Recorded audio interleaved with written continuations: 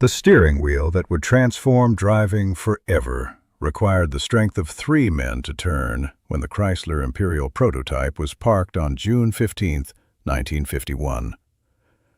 Francis W. Davis, Chrysler's chief engineer, watched as test drivers struggled to maneuver the massive luxury sedan without the revolutionary hydraulic power steering system he had spent over a decade perfecting. "Turn on the hydraulic assist," Davis instructed his engineering team. Within seconds, the same steering wheel that had demanded enormous physical effort became effortless to operate, responding to the gentlest touch from drivers who, moments before, had been straining with both arms. "Gentlemen, we've just eliminated the last physical barrier to driving," Davis announced as an elderly test driver easily guided the 4,000-pound Imperial through a tight parking maneuver. "Every person in America, regardless of age, strength, or physical capability, can now handle even the largest automobile with just their fingertips." Chrysler's Hydraguide power steering represented the culmination of 20 years of engineering development aimed at solving one of the automobile's most fundamental problems. The physical effort required to steer increasingly large and heavy vehicles was excluding millions of potential drivers from automotive independence. What emerged from Chrysler's engineering laboratories would democratize driving in ways that engineers had never anticipated, making automobiles accessible to elderly drivers, people with physical limitations, and anyone who had been discouraged by the muscle-powered steering of early cars. If you love discovering the untold stories behind automotive history's most incredible innovations, please like this video and subscribe to The Car Chronicles. 1920s, 1940s, the steering strength problem. As automobiles grew larger, heavier, and more sophisticated throughout the 1920s and 1930s, steering them became increasingly difficult and physically demanding. Early cars were relatively light and featured narrow tires that didn't require enormous effort to turn. But luxury vehicles of the 1940s could weigh over 4,000 pounds and used wide tires that created substantial resistance. The problem was particularly acute for larger, more prestigious vehicles that manufacturers wanted to sell to wealthy customers who might not possess the physical strength required for manual steering. A Cadillac or Packard sedan parked in a driveway might require 100 pounds of force to turn the steering wheel, making parallel parking a workout that exhausted even strong drivers. Driving a large car in the 1940s was genuinely physically demanding, recalled automotive historian David Lewis. Parking lots became tests of strength, and many people simply couldn't handle the larger, more luxurious vehicles they could afford to buy. The steering difficulty created significant market limitations. Elderly drivers often had to abandon driving as they lost the strength necessary to operate heavy vehicles. Women, who generally had less upper body strength than men, were effectively excluded from driving larger cars. People with arthritis, back problems, or other physical limitations found driving increasingly difficult as cars grew heavier. Automotive engineers recognized that power-assisted steering would dramatically expand the potential driving population and improve the overall driving experience. But the technical challenges seemed insurmountable with available technology. 1930 to 1940, early development attempts. Francis W. Davis began working on power steering concepts in the early 1930s, while employed at Pierce Arrow, one of America's premier luxury car manufacturers.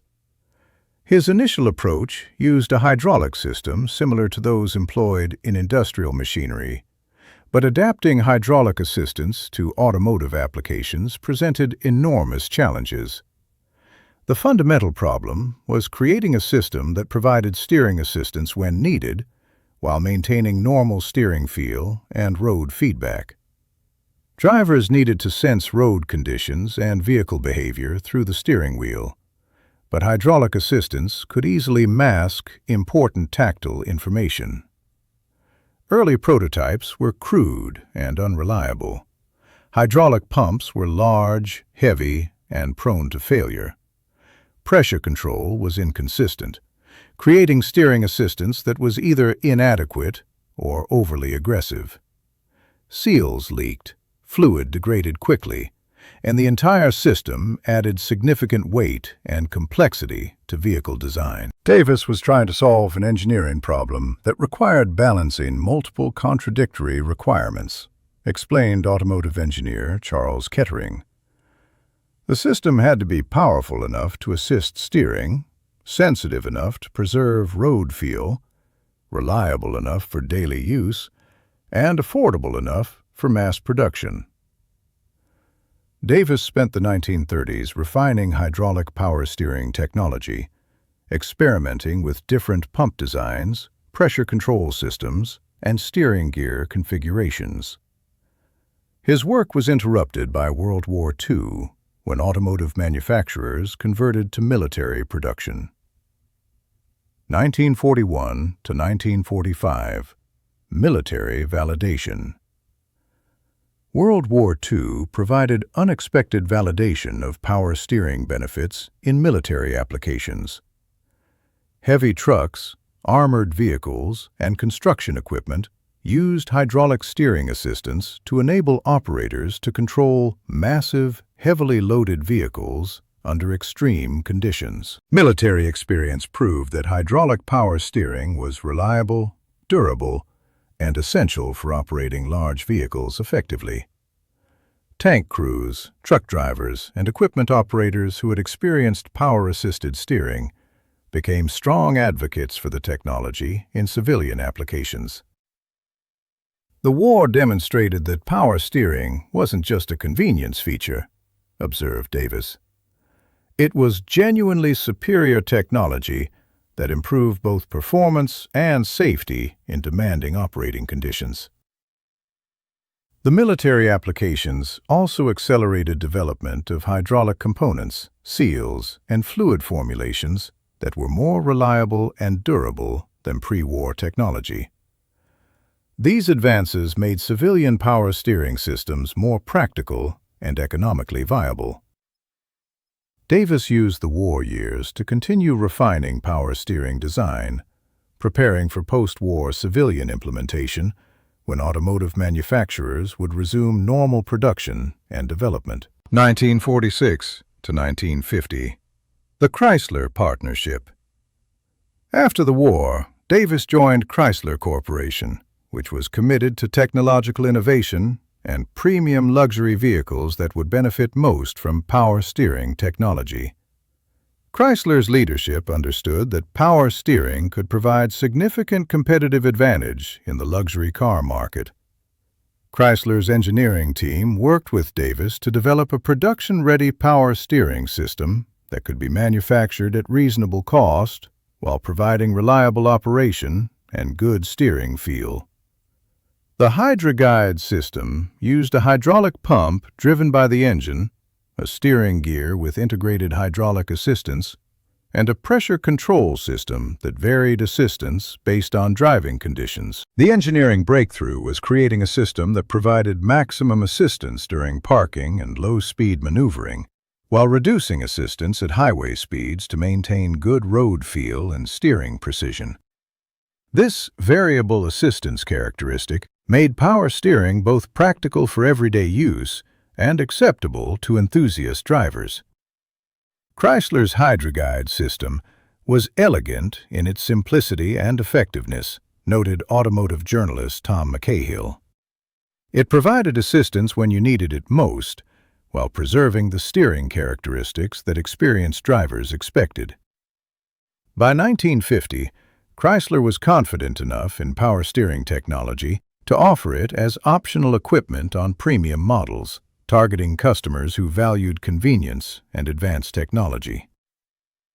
June 15, 1951. The commercial launch. Chrysler introduced Hydraguide power steering as a $177 option on the 1951 Imperial, Crown Imperial, and New Yorker models. The technology was positioned as the ultimate luxury feature for discerning customers who demanded the finest automotive innovations. Customer response was overwhelmingly positive. Drivers immediately appreciated the reduced effort required for parking and low-speed maneuvering, while highway performance remained crisp and responsive. The system eliminated steering fatigue during long drives and made large cars accessible to drivers who had previously found them too difficult to handle. Power steering transformed the luxury car driving experience, recalled Margaret Davidson, an early Hydraguide owner. Suddenly, driving a large car was effortless and enjoyable rather than physically demanding. It was like having a strong assistant helping with every turn. The automotive press was initially skeptical, but became enthusiastic after testing. Motor Trend magazine declared that Hydraguide represents the most significant advance in driving ease since the automatic transmission. Sales exceeded Chrysler's expectations despite the option's premium pricing. The $177 cost represented a significant investment in 1951, but customers were willing to pay for the dramatic improvement in driving convenience and accessibility. 1952 to 1960. Industry adoption. The success of Chrysler's power steering forced other luxury car manufacturers to develop their own systems or risk losing market share to Chrysler. Cadillac introduced power steering in 1952, followed by Lincoln, Packard, and other premium brands. General Motors developed the power steering system for Cadillac, while Ford created Ford-O-Matic power steering for Lincoln. Each manufacturer's approach was slightly different, but all used hydraulic assistance to reduce steering effort and improve vehicle accessibility. The technology gradually moved down market as costs decreased and manufacturing processes improved. By 1955, power steering was available on mid-price cars, and by 1960, it was offered across most of the automotive price spectrum. The social impact was profound. Elderly drivers could continue operating vehicles longer. Women gained access to larger vehicles that had previously been too difficult to steer, and people with physical limitations found new automotive mobility and independence. Power steering democratized access to large, comfortable vehicles, noted automotive sociologist Ruth Schwartz-Cowan. It removed one of the last physical barriers preventing universal car ownership and expanded the definition of who could be a driver. The legacy and modern impact. The invention of power steering represents one of the most important accessibility innovations in automotive history. By eliminating the physical strength required for steering heavy vehicles, power steering enabled millions of people to drive cars that would otherwise have been beyond their physical capabilities. The technology's social impact was transformative. It extended driving years for aging populations, provided automotive independence for people with disabilities, and made larger, safer vehicles accessible to everyone, regardless of physical strength or stature. From a technical perspective, power steering demonstrated that hydraulic assistance could successfully enhance human capabilities without eliminating important feedback and control characteristics. The variable assistance systems developed in the 1950s established principles that continue to guide modern steering system design. Contemporary power steering systems have evolved far beyond Davis's original hydraulic design, incorporating electric assistance, computer controls, and sophisticated programming that optimizes steering characteristics for different driving conditions. However, the fundamental principle remains unchanged. providing assistance when needed while preserving driver control and road feedback.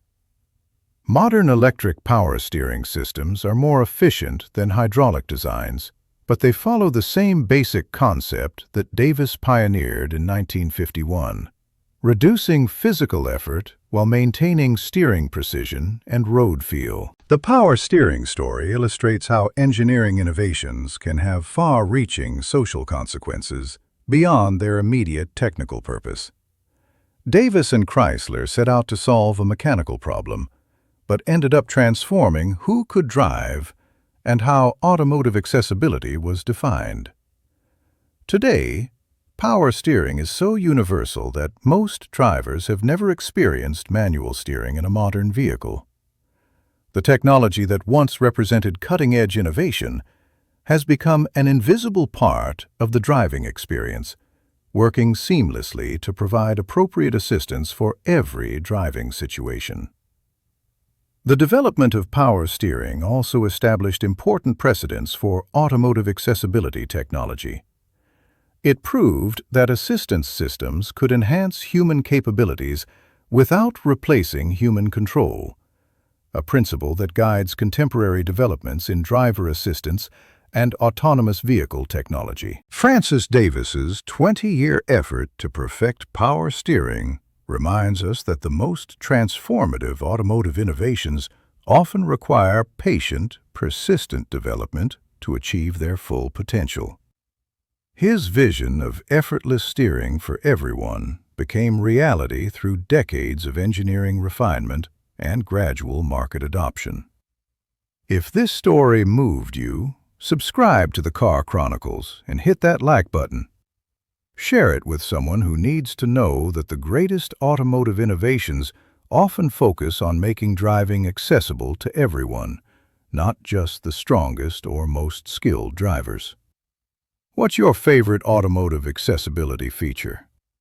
Let us know in the comments how power steering or other assistance technologies have influenced your driving experience and independence.